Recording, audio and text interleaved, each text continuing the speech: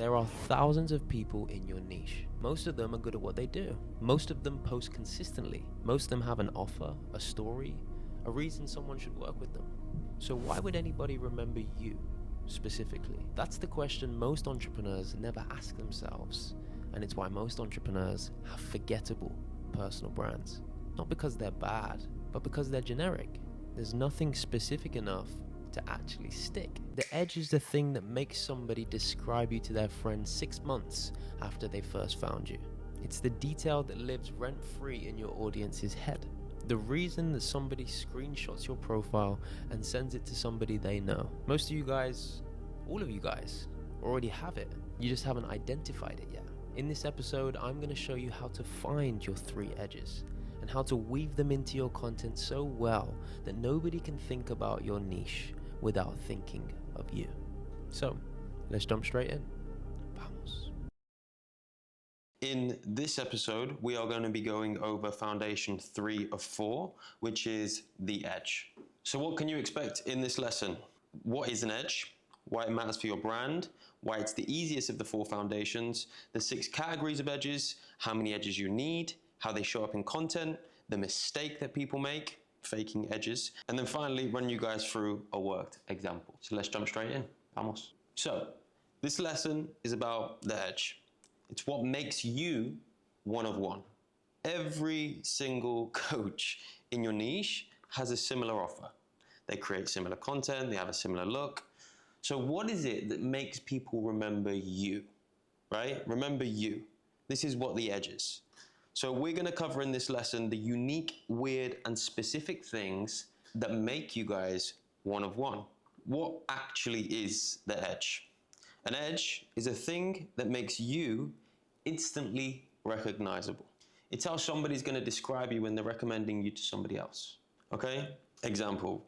You know that white guy in China who speaks Chinese? Instantly, we think of Daniel Dalen, right? That's his edge. So why does the edge actually matter for your brand? In a crowded niche, being good isn't enough because there's thousands of good coaches. They're everywhere. What we are focused on here is not being good. You guys are already good, right? We're here to help you to become memorable. Because when people remember you, they feel connected to you. And naturally, sales friction will come lower, your authority comes higher, and the chances and likelihood of them actually ever wanting to buy from you increase. So edges are how memory works, right? The brain doesn't remember another personal branding coach. The brain remembers a good-looking Greek guy that hates people sharing their striped dashboards. Your edge is going to be what makes people remember you. Because the brain doesn't remember just another generic personal branding coach or a fitness coach. They remember the specifics. They remember the good-looking Greek guy that's always talking shit and swears at his content, right? Example. This example. Specific always beats generic, okay? Now, why is this the easiest foundation? It's simple. Most of you guys probably think that you need to build your edge, but you don't.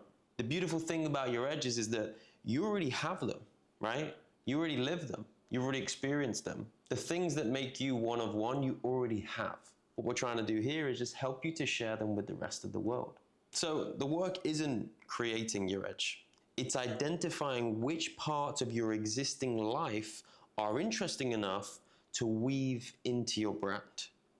And this is why edges are the highest leverage foundation for you guys to fill it, because it's a low input and a high return. You don't have to create a personality type. You don't have to create experiences that you've lived through to share them. But that could be the one reason why somebody remembers you and ends up becoming a client, or multiple people. So low effort, high return. So there's 6 categories of edges, and you guys can pull from any of these. First one, where you're from, right? Where you're from, where you live, your background, the languages you speak, right? Examples, Greek Cypriot living in England, a white guy in Tokyo, a Brit who moved to Dubai. You get where I'm going, right? Where you're from, your geographical location, your culture, etc. Number 2, your physical and visual.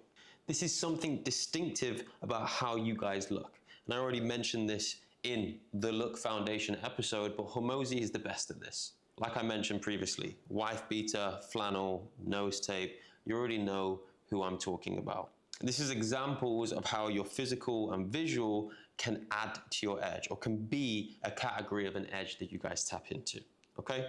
Number 3, a skill or talent. Something that you are unusually good at that has nothing to do with the business. Play an instrument, you're an athlete, you speak languages, you draw, you code, right? Whatever these things are, what are skills that you do that are different to your business? 4, lifestyle, routine, habit, hobbies, environment. Examples, you travel a lot, you train MMA, you live in a specific place, your daily life is unusual to other people in your niche. Number 5, verbal, catchphrases, slang, a specific way of speaking. For me, I always round my videos out with vamos. When people DM me, they DM me and say, oh, thank you, bro, vamos. Or I see somebody and say, vamos. It's nothing crazy, right? It's something that happened super naturally for me, it just came out. And I'll actually tell you guys, I've never actually shared this before, but I took that in. I'm an Arsenal fan, as you guys already know, and a few years back, Arsenal released an Amazon Prime documentary, and a lot of the team are not English, right? The manager is Spanish, there's a couple of Spanish guys within the group, and there was this reoccurring thing, vamos, vamos, vamos, and it just happened naturally. And I started introducing it into my content, and it stuck. This is an example of an edge of mine, which is verbal, right? And then finally, your origin story, contradictions, and unexpected combinations, okay?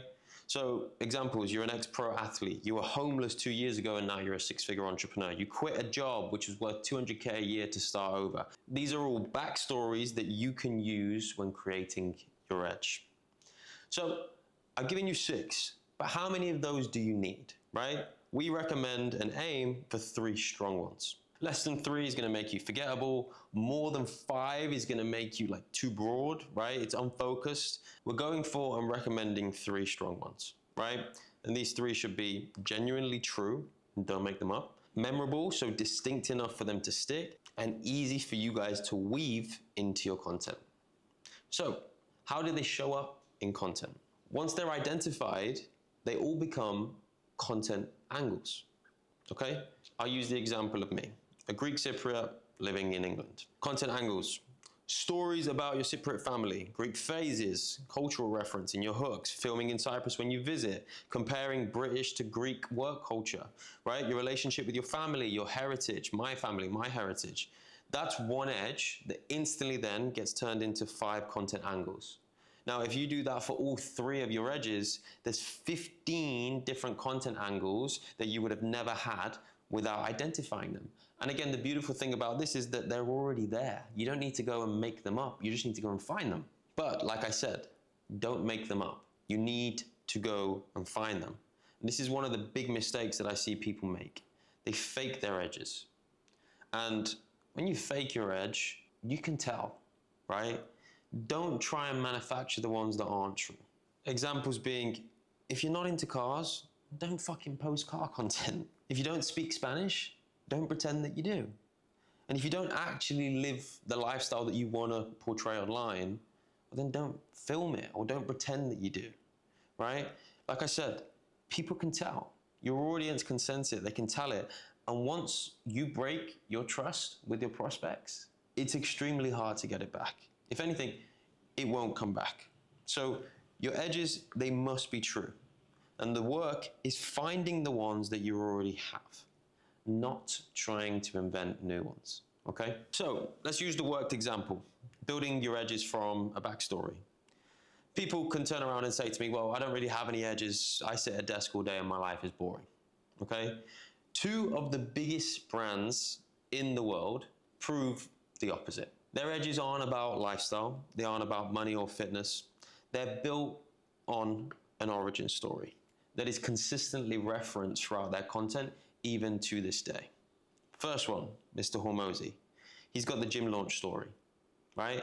He opened multiple gym locations in his early 20s and lost everything, right? He ended up sleeping on the floor in his facility, staying with Layla in his parents' home, right?